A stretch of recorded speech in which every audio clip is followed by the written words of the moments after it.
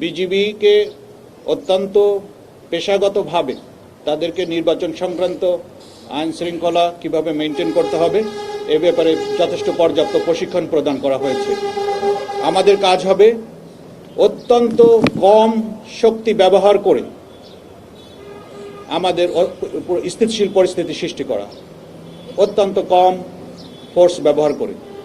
এক্ষেত্রে প্রত্যেকটা আসনে আমাদের বিজিবির যে সেল আছে, বিজিবির যে বেস ক্যাম্প আছে, সেই বেস ক্যাম্পের মোবাইল নম্বর এবং প্ল্যাটুন কমান্ডারদের নাম্বার এটা সর্বদা আপনাদের সহকারী রিটার্নিং কর্মকর্তা সহ অন্যান্য আইন শৃঙ্খলা রক্ষাকারী বাহিনী এবং সবার কাছেই থাকবে। সুরক্ষা এছাড়াও আপনারা জানেন সরকার কর্তৃক সুরক্ষা অ্যাপস সৃষ্টি করা হয়েছে। প্রত্যেকটা ভোটিং সেন্টারে এই সুরক্ষা অ্যাপসের মাধ্যমে আইন শৃঙ্খলা রক্ষাকারী বাহিনীর যে সদস্য থাকবে, আনসার থাকবে, তারা এই যে কোনো তথ্য অথবা স্থিতিশীল পরিস্থিতি সৃষ্টি যদি করে তাহলে সেই অ্যাপসের মাধ্যমে সবাইকে জানাবে এবং যাতে তাড়াতাড়ি রেসপন্স করতে পারে সেই জন্য বিজিবি এবং অন্যান্য আইন শৃঙ্খলা রক্ষাকারী বাহিনীও মোতায়েন থাকবে। এবং আরেকটা বিষয় আপনাদেরকে উল্লেখ করতে পারি, এখানে আমাদের শ্রদ্ধেয় মহাপরিচালক মহোদয় আমাদেরকে আমরা এই আইন শৃঙ্খলা রক্ষা করতে যে আমরা লিথাল ওয়েপেন ব্যবহার না করার পক্ষে। আমি ঢাকা সেক্টর কমান্ডার, তারপরেও আপনি একটা প্রশ্ন করেছেন। আমাদের 4427 কিলোমিটার সুরক্ষা নিশ্চিত করেই আমাদের এই ফোর্স বের করা হয়েছে, তাদেরকে এমপ্লয় করা হয়েছে। আমাদের 100% আমাদের সার্বভৌমত্ব রক্ষা করার জন্য যে পরিমাণ ফোর্স আমাদের ডিপ্লয় থাকার কথা এবং স্পেশালি মায়ানমার বর্ডার এবং অন্যান্য জায়গায়ও আমাদের সেই পরিমাণ ফোর্স আমাদের মোতায়েন আছে। বিভিন্ন পরিপত্র জারি করা হয়েছে, আপনারা ওই পরিপত্রগুলো পড়ে দেখতে পারেন, তাহলে আপনি উত্তরটা পেয়ে যাবেন ইনশাআল্লাহ।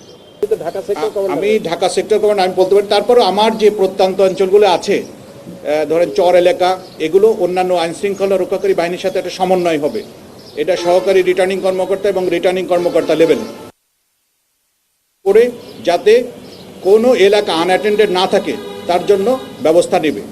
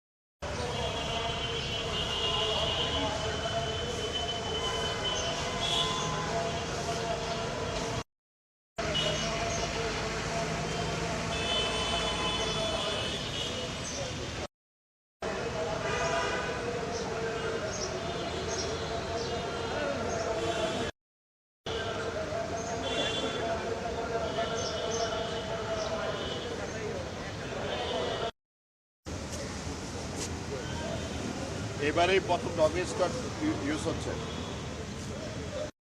বাংলাদেশের জন্য।